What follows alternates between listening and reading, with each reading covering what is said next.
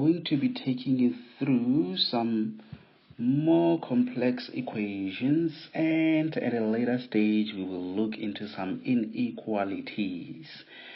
It might be after a few lessons before we start with inequalities, but I would like for you to just be aware that when we talk about equations, obviously what comes to your mind, it is that equal sign. So that means whatever that we are going to be dealing with, it will be having an equal sign.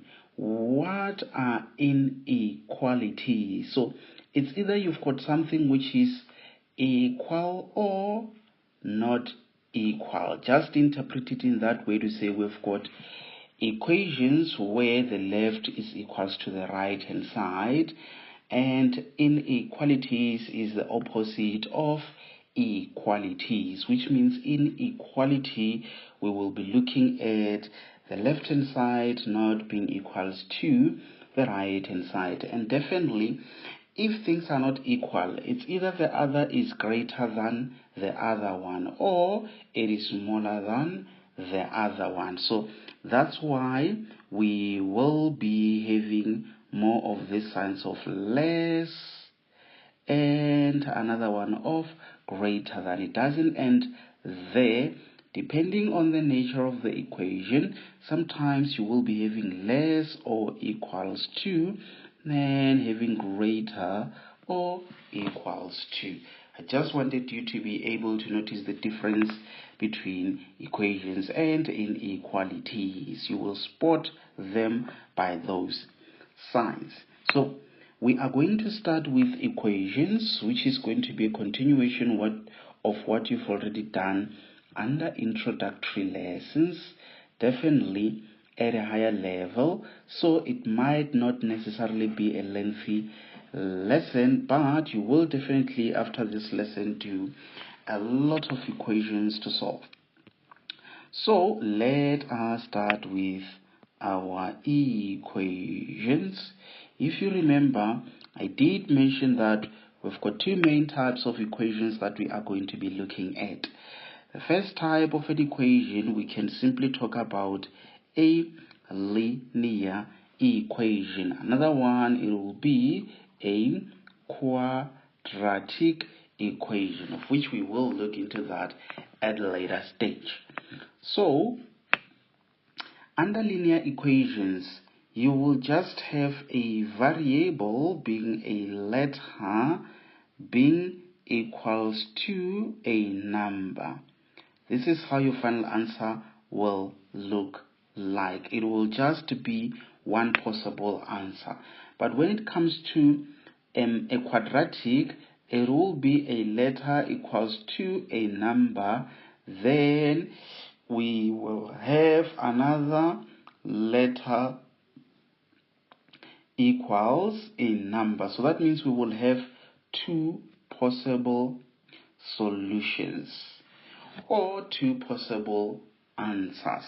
But the question now is, how are you going to know if you are dealing with a linear? How are you going to know if you are dealing with a quadratic? So linear is to the degree of 1. So those are equation of degree 1. I will explain that, but let me just simplify it and say degree 1. So that means this one, it would be something of degree 2. How so? Okay, let me explain to say, if you have x squared that you plus it with, it could be 3 equals to 0, and then here we can still say x that you plus it with y, maybe it's equals to 1. So when we say something is to degree 1, you look at the letters in the given equation. If the highest exponent from those letters is 1, then it is that one under linear equation. So you see there is a letter. there is a letter. All the letters are to the exponent of 1. So I think it is easier to conclude and say, when it comes to a linear equation, all the given letters are to the exponent of 1. That will be a linear equation. And then, if in the given equation, one of the letters is to the power of 2, automatically it makes it a quadratic equation. Doesn't matter if you have this to the 1 and then also this to the 1. As long as one of the letters is to the 2, then you know it's a quadratic equation. That's how you spot a quadratic equation and a linear equation. So maybe let's do an example there and say, let's say we have 3 where maybe let's minus 4, and then inside the brackets let's have k, that we plus it by 2. Maybe let's equate this, let's just say to 3k, that we plus it by 16. Okay, alright, then it's fine. If it still has a bracket, do not conclude by saying it's a linear or it's a quadratic. Firstly, remove the brackets, work out the like terms, just like you would do in the introductory lessons. And then once you've done that, look at it and make a determination whether it's a linear or a quadratic. So that means we need to first remove the brackets where we do that by that, that by that, which means we are now having minus 4k there, minus 8 there, which will be equals to, can still say 3k, that you plus it by 16. So let's see, that by that, yes, is that by that, yes, is that, and then we have that. So now we work out the like terms. So before we even work out the like terms, we can see we have that letter, that letter. All the letters are to the exponent of 1. Then it means this is a linear equation. How do you deal with it? Letters one side, numbers one side. So we can still say we have negative 4k, bring that to the other side, it becomes negative 3k equals to 16. Already it's here. 3 comes this side, it changes the sign, and then 8, it goes to that side, it also changes the sign. Here we have negative 7k, which will be equals to that and that is 8 minus that. It looks to be is it 5? Nope, it's not 5, but it should be that plus that is it 24, that you minus it by 3, then it becomes 21. Yes, it's going to be 21, and it's going to be 21. Remember, you need to detach that because it is actually k that you are looking for, and it will definitely be equals to, but remember we divide by negative that, it will be negative 3. Yes, it will be negative 3. So this should be the end of it. So now let's look at another example. Definitely you won't need a lot of examples, just these 2 examples will set you up and get you ready to start doing similar problems. So the second type of a problem that I'm going to give to you, it is this one, of which we will work it out together, where we have a 4x minus 1 that we can divide by 3, and then we minus this by, and then we are having that needs to be added with that, and we divide it by 6. Then we equate this thing with x over 2. What is this? All I can say is that this is an equation because I see an equal sign. So, because it is in the form of a fraction, I don't want it in the form of a fraction, I will need to remove the fraction. Look at what I did before I fully understood this thing of the LCD and all of that. What I would do is to just take those denominators as they are. I just take them as they are, and then I just multiply each and every term with that. This is what I used to do before I understood this thing of the LCD.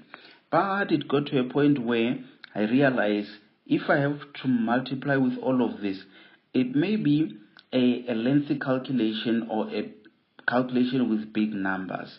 So if you want to go through that route of the LCD, then you will need to know what the lowest common denominator is, of which when you look at 3, 6, and 2, the lowest common denominator is definitely 6, because 6 goes into 6, 2 goes into 6, even 3 goes into 6. That is the lowest number of which all those numbers can fully go into that without you having a decimal or a fraction. That's just what we want.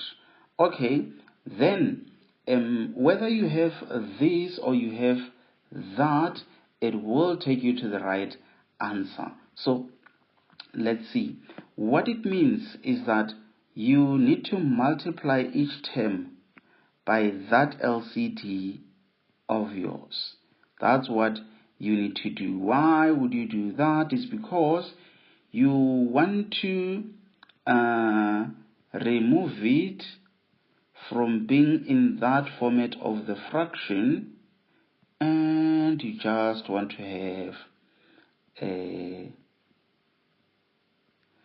something which is just a flat equation without the fractions.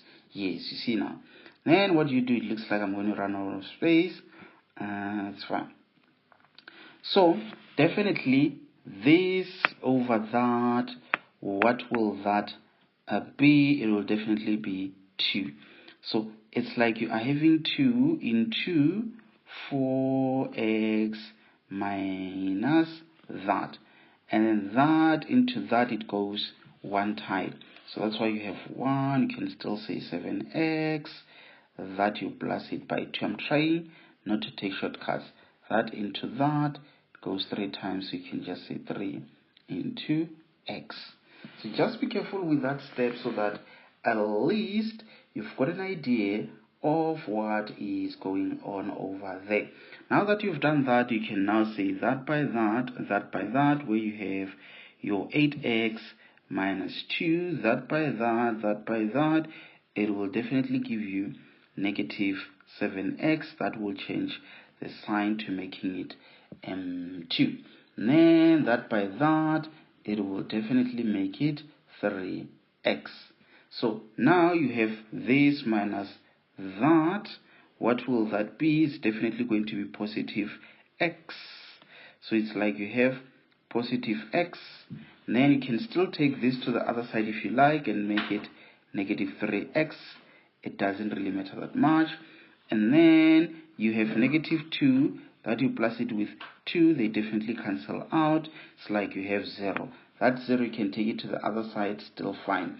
You just need to be aware that 0, whether it's positive or negative, it is the same. That's why I'm writing it as positive 0. So now, because of space, I will say it's like I'm having that x minus 3x, which is equals to 0. This will definitely be negative 2x, which is equals to 0. But wait, why is it like I made a mistake?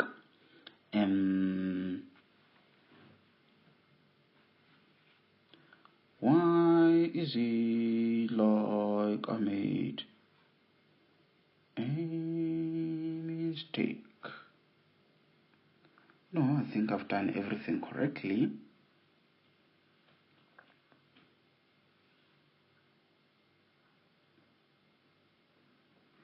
Yes, I think I've done everything correctly, because that one is x, and then let's see. Oh yes, I do notice my mistake, and I'm suspecting that you too noticed that mistake, and I'm glad I made this mistake, because at least you will have an opportunity to not repeat my mistake in an exam. So let's see, the mistake that I made was regarding the sign. You see there, when you say that times that, it definitely gives -7. But when I did that by that, I took it with its positive sign, of which it's not supposed to be positive there, but it is supposed to be a minus. So that means with it being a minus, now things will change. So you've got 8x minus 7x, definitely that is x. So that means you will have -2 minus 2, which will be -4, or minus 4, which should therefore be equals to that 3x. Maybe let's not take a shortcut there. So now you can still say, okay, I'm having x, I'm taking this to this side, it's fine. Taking 4 to the other side, it changes the sign. So you will just realize that maths is not necessarily complicated, but it's all about testing if you are able to pay maximum attention on what you are doing. Because one small mistake, then it means everything is wrong. So you are trained on paying maximum attention, because an assumption is that once we teach you the rules, you now fully understand the rules, you just apply, but while being careful. That's all that you're being tested on. So that when you become a medical doctor and you have to perform a surgery, you will not make any mistakes, because there is no room for a mistake, honorable member. Everything has to be done accurately, everything has to be correct. So yes, that's all that I wanted to take you through for today. So I've got some nice exercises for you that you will have to attempt, and based on your attempt, then it will tell whether you do have a better understanding of the linear equations or not. Maybe on our next lesson, I will therefore take you through quadratic equations. So between quadratic and linear are more easier than quadratic, because when it comes to quadratic, it involves what we call factorization, which is the tricky part, and even the guys in 11 and 12, they still struggle with this part of factorization, and I will show you how you need to study it in your current grade. But trust me when I say when you get to grade 11 and 12, it's easier, it's way much easier. So I was fortunate enough, because I was studying ahead, to notice that actually this thing can be factorized in this way. And once I figured out how to do it the easier way, then even when I was in grade 10, I used to do it that same easy way. And that's why I think I was doing good in maths, because without factorizations, you are not going anywhere. You can't deal with the functions, you can't deal with problems involving quadratic, because you always need to factorize. Okay, I'll leave it here and say